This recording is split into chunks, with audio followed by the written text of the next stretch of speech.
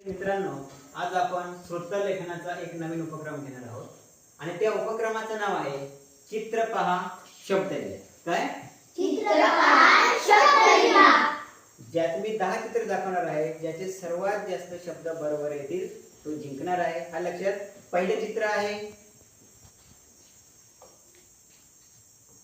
चित्र पाहायचं, शब्द लिहायचा.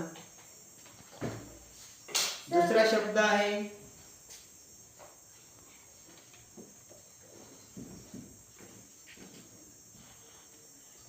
लिहिला. तिसरा शब्द आहे, चित्र आहे.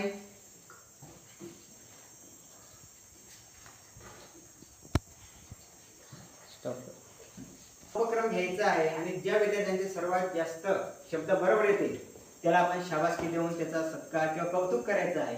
आणि असं केल्यानंतर खरंच हा श्रुतलेखनाचा उपक्रम विद्यार्थी सुद्धा अतिशय आनंदाने लेखन करू शकतात आणि त्यांना कंटाळवाणं वाटत नाही. तो विद्यार्थी चांगल्या पद्धतीने लिहू शकतात.